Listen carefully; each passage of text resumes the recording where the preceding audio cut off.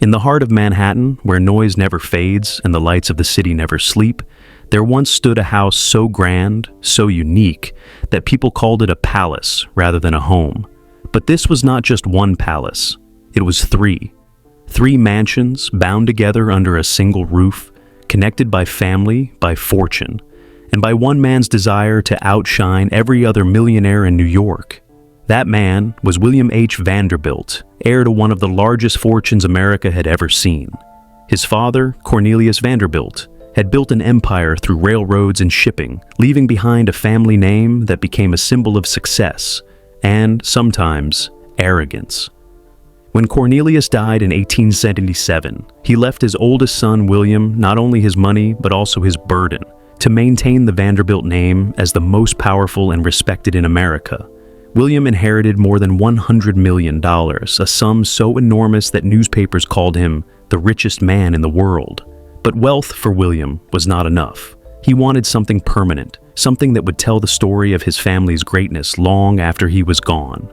And so began the dream of what would be known as the Triple Palace, three mansions standing side by side, appearing as one, a family vision of stone and marble. William H. Vanderbilt had grown up in a world that measured success in square footage and marble columns. His father's house on Washington Place had been massive for its time, but it lacked the elegance and refinement that William admired in European homes. He wanted something that could rival the grand houses of London, Paris, and Rome, a place where art, wealth, and family could live together in harmony. In 1879, he purchased an entire block on Fifth Avenue between 51st and 52nd Streets, right in the center of what was fast becoming New York's Millionaire's Row. It was there, at 645 Fifth Avenue, that William planned his masterpiece. He envisioned a home that would serve three purposes.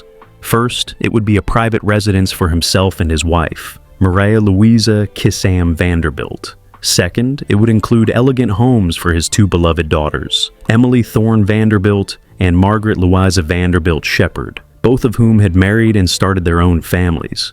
And third, it would act as a museum, a place where William's vast art collection could be displayed for the world to admire. It was a complicated dream, three households under one enormous roof, each with its own entrances, staircases, and dining rooms, yet united by a single architectural vision. To bring it to life, William turned to two talented architects, Charles B. Atwood and John B. Snook. The architects behind the dream, Charles B. Atwood was known for his artistic imagination, his ability to design buildings that balanced beauty and order. John B. Snook, on the other hand, was practical and experienced, a man who knew how to turn dreams into stone. Together, they became the perfect pair to build what would become one of New York's most fascinating structures. The two architects studied William's sketches and notes, understanding that this would not be a simple mansion. It was to be a symbol. It needed to feel both private and public, intimate and monumental. They designed a layout that split the mansion into two major wings: the southern wing, where William and his wife Maria would live; the northern wing, which contained two duplex apartments for Emily and Margaret and their families. The wings were connected by a grand portico, an open columned passageway that linked the two homes while framing a large courtyard in between. The structure appeared as one grand palace from the outside, though it secretly contained three luxurious homes within. When newspapers got hold of the blueprints, they began calling it the Vanderbilt Twins. Two palaces joined as one. But to William, it was always the Triple Palace, for it housed three branches of his family beneath its magnificent brownstone exterior, building a palace for a dynasty. The construction of the Triple Palace was no small task. Hundreds of workers filled the site each day, laying bricks, cutting marble, carving wood, and installing intricate ironwork. Over 600 laborers were employed during the building phase, along with dozens of artists and craftsmen imported from Europe. Originally, William had planned for the house to be faced in fine limestone, like many European palaces. But at the last moment, he changed his mind. Limestone, though beautiful, was expensive and weathered poorly in New York's climate. He chose brownstone instead, a material he believed would be more practical and familiar. Despite that choice, the house was far from ordinary. The architects added classical Greek and Roman elements to its design, Doric and Corinthian columns, intricate carvings, and decorative bands that separated each story. The facade featured three-dimensional carvings of vines and flowers, almost as if nature itself was growing up the walls. Above the windows, stone vases overflowed with carved blooms, symbolizing abundance and beauty. And at the top of the building, beneath the parapet, rows of lion heads glared proudly at the street below, a powerful reminder of the Vanderbilt family's dominance in the Gilded Age. The grand entrance, a first impression of power. Visitors who approached the mansion for the first time often stopped in awe before they even reached the door. The driveway was paved with massive slabs of stone, each cut to astonishing size. The largest of them weighed over 44,000 pounds, measuring about 25 feet long and 15 feet wide. At the time, the largest single stone ever used in an American building. Crossing these stones, guests would pass under the grand portico, its columns soaring upward, leading to the main entrance of the southern wing. The door itself was a masterpiece, crafted from solid bronze and covered in intricate reliefs. It cost $25,000 in the 1880s, which would be around $600,000 today. When you pulled open those doors, you stepped into a world that few Americans had ever seen. Inside the palace, a world of art and luxury. The first space you entered was a vestibule, where the floor, walls, and even ceiling were covered in mosaic marble tiles. Overhead, a skylight filled the space with natural light, which danced across the polished surfaces like water. From there, bronze doors led into the main hallway, a breathtaking corridor lined with marble floors and walls paneled in rich, dark wood. A large marble fireplace stood at one end, adorned with bronze sculptures of graceful women, their arms lifted as if welcoming the guests. From this grand hallway, you could access nearly every important room in the house. To one side stood the art gallery, and to the other, a series of elegant living spaces that showed off the Vanderbilt taste for opulence. The art gallery, William's passion on display. For William H. Vanderbilt, art was not just decoration, it was devotion. He believed that collecting great paintings and sculptures was a moral duty, proof that wealth could be used to elevate the human spirit. The art gallery, a three-story masterpiece of design, stretched along 51st Street. It had its own private entrance, allowing guests to visit without disturbing the rest of the home. Inside, tall ceilings and skylights allowed sunlight to wash over the paintings. Marble floors reflected the light, giving the gallery an almost heavenly glow. The walls were hung with works by some of Europe's greatest artists, Rembrandt, Turner, Van Dyck, and Raphael, among others. The gallery wasn't just for family use. William dreamed of sharing his art with the public, hoping ordinary New Yorkers would learn to appreciate beauty as much as he did. For a time, he opened the gallery's doors to visitors, allowing anyone who wished to walk through. But not everyone behaved respectfully. Some touched the artwork or spoke loudly, breaking the sense of calm and wonder he wanted to create. Disappointed, William eventually made the gallery invitation only. Rooms of wonder, the heart of the mansion. Beyond the art gallery, the southern wing opened into a series of richly decorated rooms. The dining room was one of the grandest spaces in the house, with elliptical arch ceilings made of fine wood. The walls were paneled in polished oak, and enormous chandeliers hung overhead, their crystals catching the flicker of candlelight. The drawing room was covered in deep red velvet.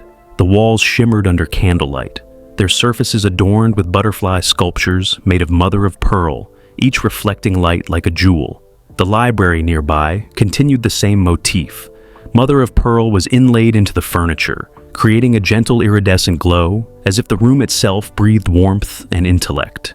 Books lined every wall, bound in leather and gold, each one collected by William himself. The parlor, however, took on an entirely different world. It was inspired by Japanese design, complete with lacquered cabinets, faux bamboo ceilings, and delicate oriental artwork. For the Vanderbilts, travel and culture were more than leisure. They were signs of refinement, a staircase for the ages. In the center of the house rose one of its most astonishing features, the grand staircase. Made entirely from oak, it spiraled around a tall light well that extended more than 60 feet from floor to ceiling. As sunlight filtered down, It illuminated 9 stained glass windows, each depicting scenes of the Vanderbilt family's rise to wealth. Ships crossing oceans, trains charging across bridges, and workers forging steel. Every step was wide enough for 2 people to ascend side by side, and every handrail gleamed with polished brass. Visitors often paused on the landings to stare at the stained glass, feeling as if they were walking through a storybook about America's most powerful family. Inside lives, hidden systems, and a house built to impress. The Triple Palace was more than a showpiece. It was a living machine that kept 3 wealthy households running smoothly every hour of the day. Behind the velvet curtains and marble halls, teams of servants worked in silence, making sure everything looked effortless. In the southern wing, William H. Vanderbilt and Maria Louisa Vanderbilt enjoyed the most formal spaces. Their rooms were set up for entertaining, official dinners, and visits from powerful guests. The rooms were arranged so that you could move from public spaces to private ones in a calm flow. The vestibule, the main hall, the art gallery, the drawing room, the parlor, the dining room, and finally, the quieter family rooms upstairs. Across the portico, the northern wing held 2 separate duplexes for Emily Thorne Vanderbilt and Margaret Louisa Vanderbilt Shepherd. Each daughter had her own home, with private entrances, staircases, kitchens, and bedrooms. Yet they still felt connected to their parents by the courtyard and the shared facade. The design protected privacy while keeping the family close, exactly what William wanted. A house that could host a city. When the Vanderbilts entertained, they did not think small. The first floor of the southern mansion could open up, room after room, to create a continuous path for hundreds of guests. On big nights, the doors between the 2 mansions were unlocked, turning both wings into one giant party space. The paving stones under the portico reminded every visitor of scale and power. That incredible slab, the one weighing over 44,000 pounds, sent a message before a single word was spoken. This house was built to last. It also showed how much effort and money William was willing to spend to make even the ground beneath your feet feel impressive. Inside, the red velvet drawing room glowed under gaslight and candlelight. The mother-of-pearl butterflies on the walls looked like they were fluttering when the flames flickered. Across the hall, the Japanese-style parlor transported guests to a different world, with faux bamboo ceilings, lacquered cabinets, and finely crafted screens. The library had a softer feeling. You could imagine William, browsing the shelves, running his hand across the spines of leather-bound books. The inlaid mother-of-pearl on tables and cabinets gave the room a quiet shimmer, like moonlight on water. It was a place for thinking and talking, away from the showy spaces where everyone gathered to be seen. The art gallery as a mission.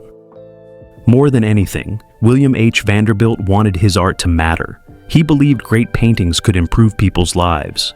The 3-story gallery was his pride. With skylights above and polished floors below, the space was designed to make you look up and breathe slowly. For a brief window of time, William opened the gallery to the public. He hoped working people, students, and travelers could see art for free and leave with bigger dreams. But the crowds did not always follow the rules. Some reached out to touch the paintings, some joked loudly in front of masterpieces, some ignored the guards. It broke the mood he wanted. It made the house feel less like a temple to beauty and more like a tourist stop. So, William changed the policy. The gallery would stay open, but only by invitation. The new rule protected the art, the house, and the feeling he was trying to create. He still believed in sharing beauty, but he would do it in a way that kept the dignity of the place. Hidden corridors and quiet labor. Like many Gilded Age mansions, the Triple Palace had a second skeleton, a network of service halls, back stairs, and workrooms that guests rarely saw. Servants could move food from basement kitchens to dining tables without stepping into the public rooms. Cleaners could polish floors while staying out of sight. Messengers could carry notes from one wing to the other without crossing the courtyard. There were laundry rooms, pantries, and silver vaults where expensive tableware was locked up at night. There were boiler rooms and gas lines that powered lighting before electricity was common. Over time, as New York modernized, new bathrooms and lighting systems were added, and the house quietly adapted without losing its grand appearance. None of this was easy to maintain. The staff had to keep fires steady in winter, manage ventilation in summer, and protect delicate materials year-round. They were the quiet heartbeat of the home, making sure every guest saw perfection and every family member felt comfortable. Bedrooms with personalities. Upstairs, each bedroom told a story.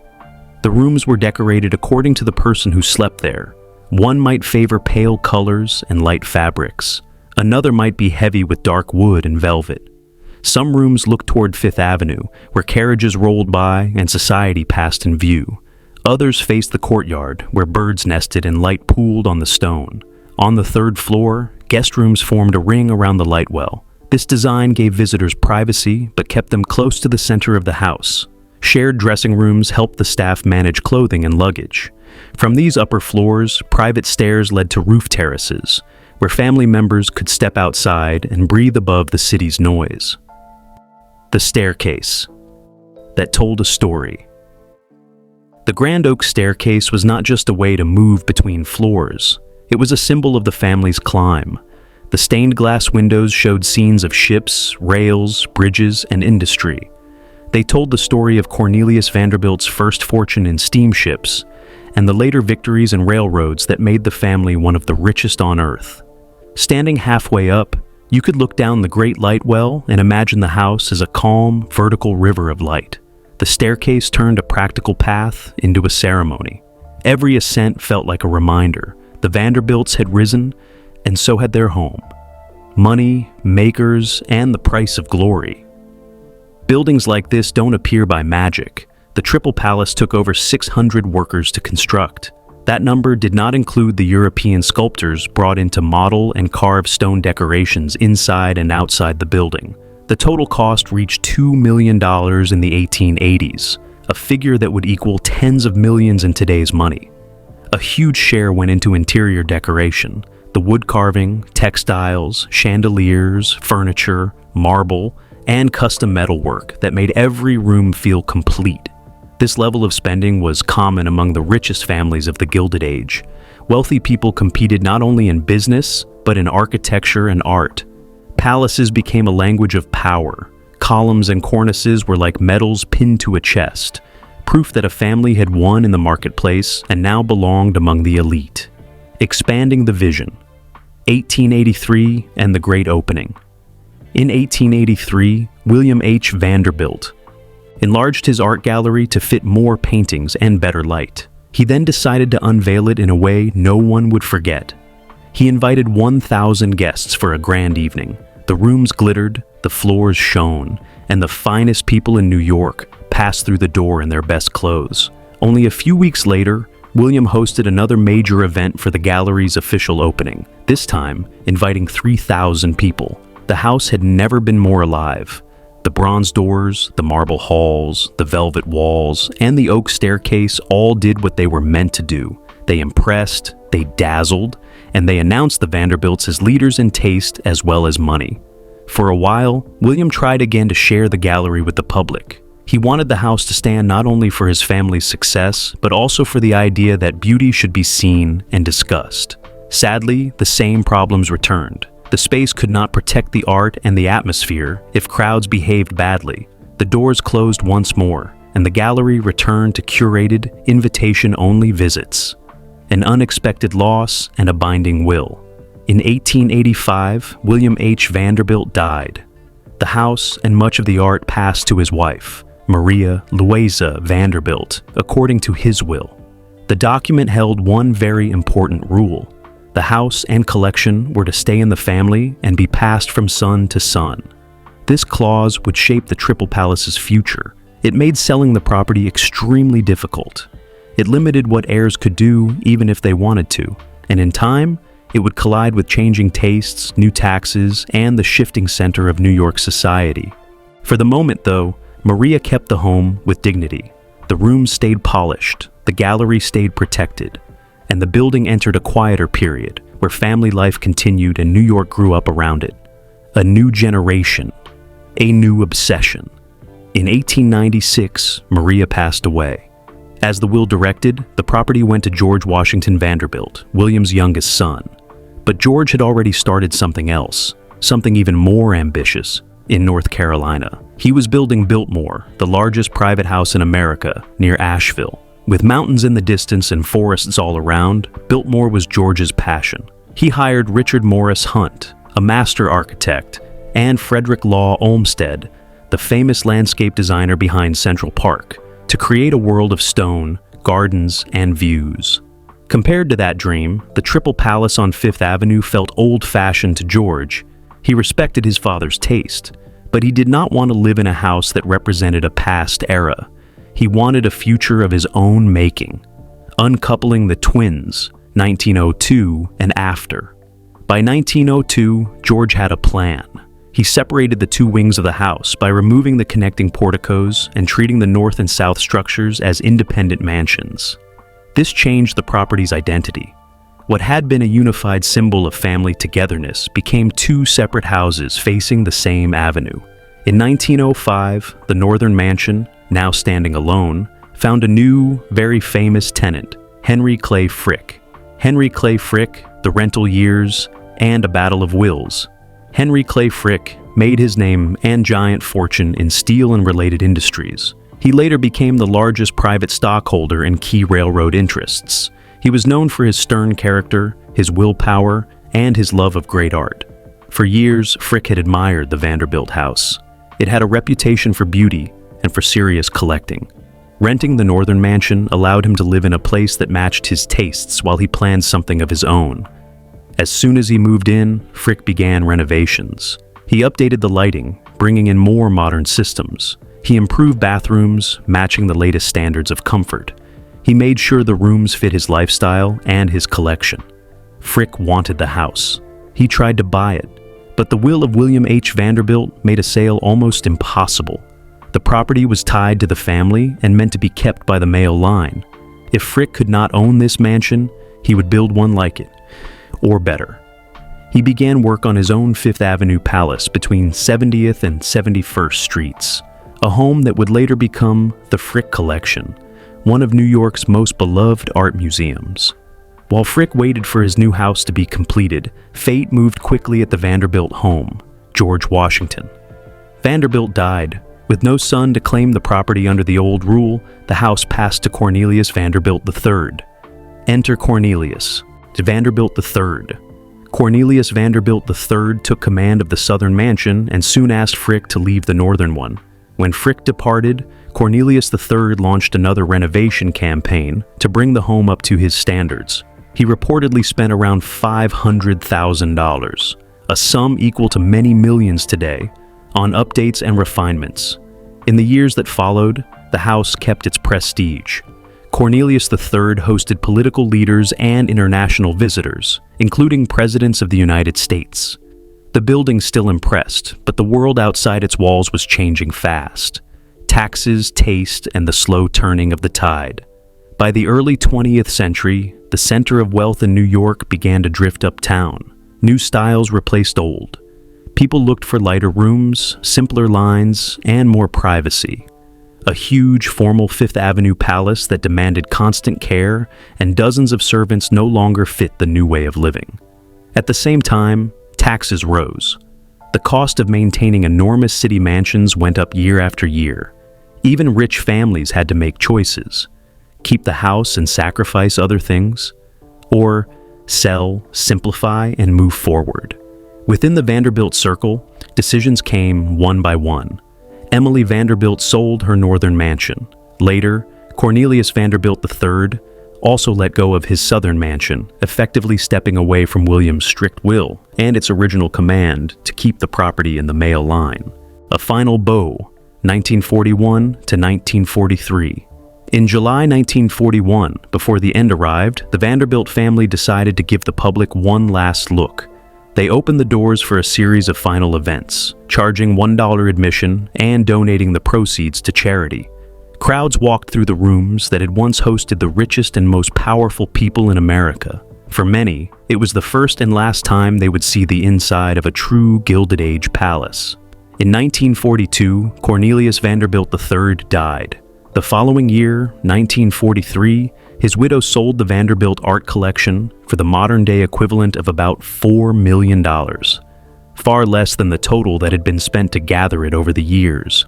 Soon after, the furniture was auctioned. Many pieces went to Hollywood, where they appeared as props in films made by Paramount Pictures. The rooms that once held those pieces grew empty, and the house lost more of its soul. Demolition, memory, and what the Triple Palace means. Today. In 1947, the demolition of the old Vanderbilt house began. By March 1949, the job was complete. The cornerstone for a new building had been laid, and the last of the 7 Vanderbilt mansions that once lined Fifth Avenue in Midtown Manhattan was gone.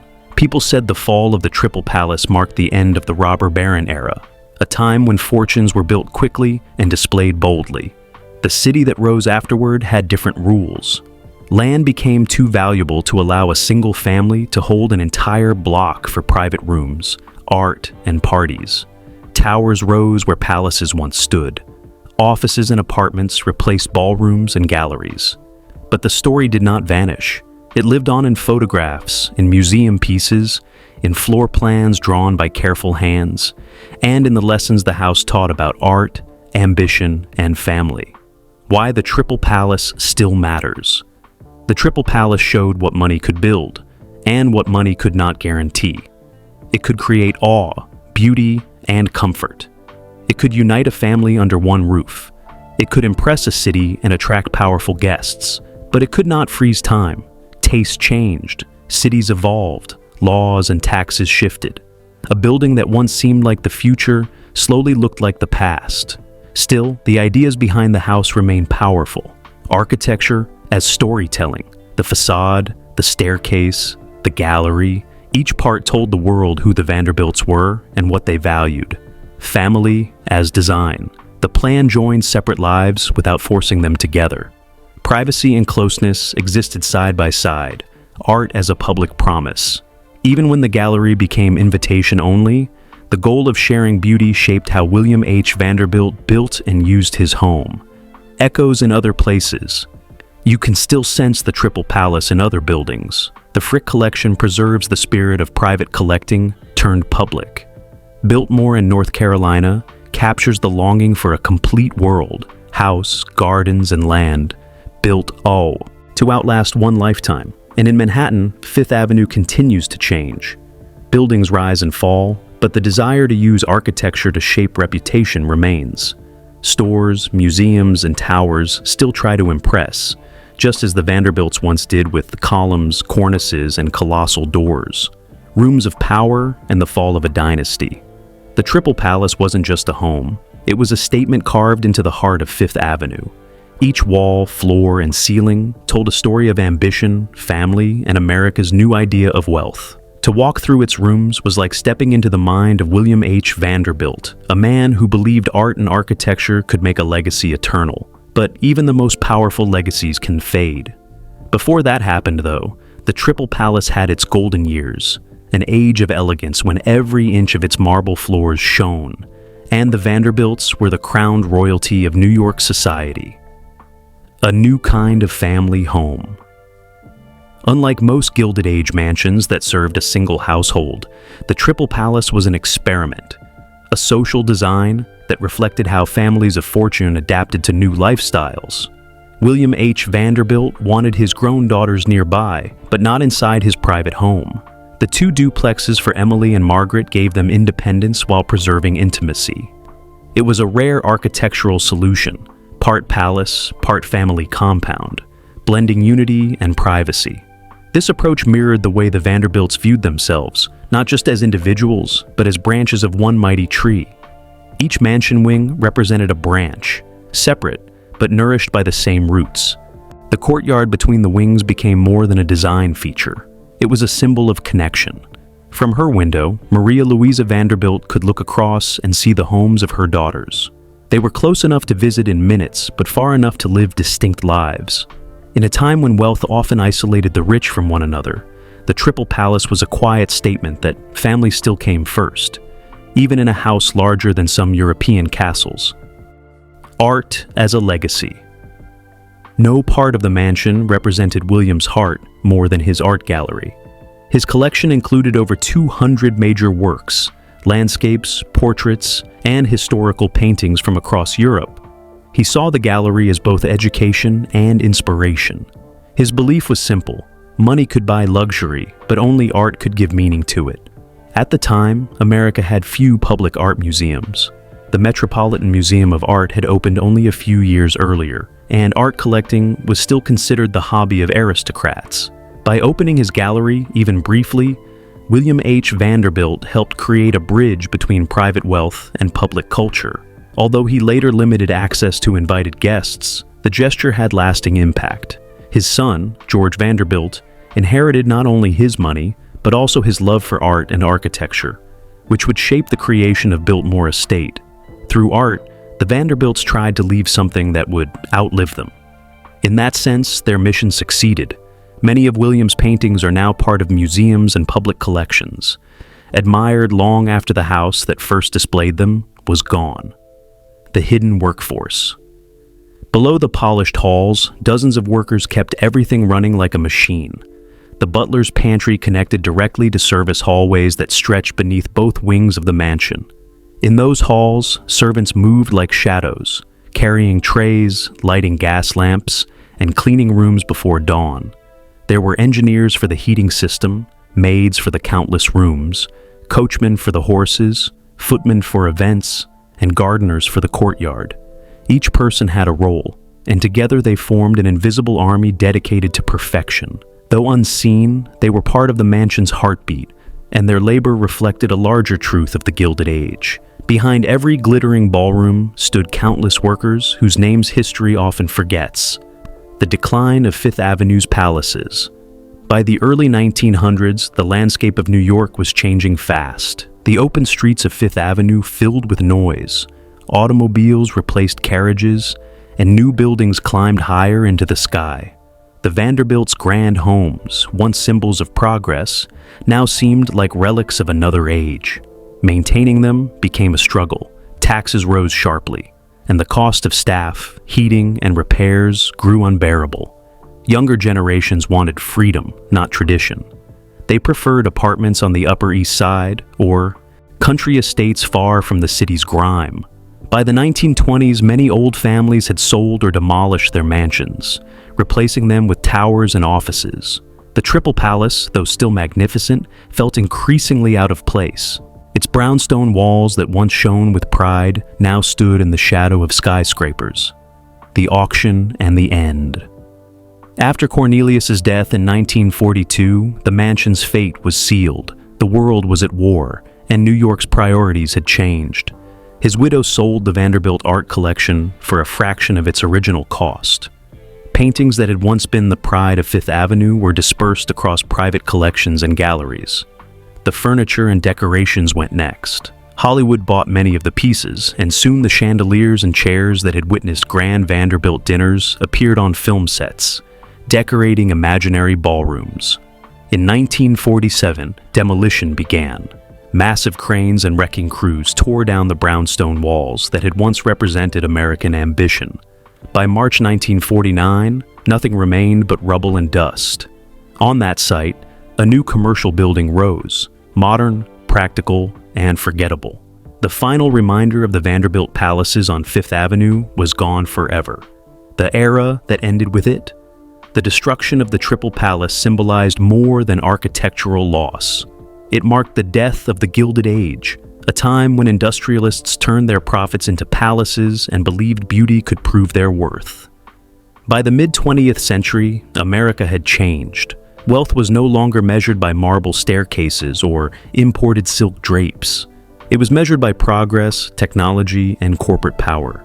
Fifth Avenue, once lined with the homes of the richest families in the country, transformed into a corridor of stores, museums, and skyscrapers. The Vanderbilts' mansions were replaced by commerce, symbols of a new kind of empire. Yet, for all the changes, the fascination remained. People still looked back at the photos of those vanished palaces and wondered, what was it like to live there? What did it feel like to build something so permanent, only to watch it disappear? Lessons from the Triple Palace. The story of the Triple Palace teaches more than history. It reveals human truths that never fade. Wealth can build wonders, but it cannot stop time. William H. Vanderbilt built his house to last forever, yet in less than 70 years, it was gone. Architecture mirrors ambition. The mansion was a map of the Vanderbilt dream: family unity, artistic pride, and the hunger to be remembered. Legacy must evolve to survive. The Triple Palace could not adapt to the new century, but the ideas behind it lived on, in Biltmore, the Frick Collection, and the grand museums inspired by them. Beauty always finds a way to return. Even when the building fell, its spirit lingered in photographs, designs, and the continuing story of American art and architecture, the modern echo. Walk down Fifth Avenue today, and it's hard to imagine that the street once shimmered with marble palaces. But if you stand near 51st Street and look carefully at the modern towers, you can almost feel the ghost of the Triple Palace behind the glass. The rhythm of its windows, the symmetry of its lines, echoes of that vanished grandeur still shape how New York builds today. Every high-end apartment tower, every cultural landmark on the avenue owes something to that era when architecture was meant to astonish. The family that built. America's image. The Vanderbilts were more than builders of houses. They were builders of identity. Their story, from Cornelius' steamships to William's palaces, became part of how Americans understood success. To the public, they represented both the dream and the danger of immense wealth. Their mansions were admired and criticized, envied and mocked, but no one could ignore them. In the end, perhaps that was the true purpose of the Triple Palace, not just to house a family, but to create a legend. It turned money into art, ambition into architecture, and a surname into history. The cinematic closing, stone, memory, and time. Imagine the last night before demolition. The chandeliers are gone. The rooms are empty. Moonlight pours through the stained glass windows one final time. Dust floats in the air where music once played. A lone worker stands in the hall, his footsteps echoing through rooms that once held laughter and luxury. On the wall, faint outlines remain where paintings once hung. Outside, New York hums. Cars, lights, voices. The rhythm of a new world that no longer has space for old dreams. The man looks up at the carvings of the lion heads above the doorway. Proud, unbroken even in ruin. Then he turns off the last light. The house sleeps for the final time. Epilogue: what the Triple Palace left behind. Though the Triple Palace no longer stands, its story continues to inspire. In architecture schools, historians still study its unique family-centered design. In art collections, paintings once displayed in its gallery still carry William H. Vanderbilt's name. In books, photographs, and documentaries, the mansion remains a symbol, not of greed, but of a moment when Americans believed beauty could be built, bought, and shared. It reminds us that every building is a message to the future. Some messages fade, but others, like the dream behind the Triple Palace, keep whispering long after the stone is gone. So, the next time you walk through Manhattan, look up at the towers and glass. Beneath them, under the streets, once stood a palace of marble and music. 3 mansions bound together by love, legacy, and the unshakable belief that art could make a family immortal.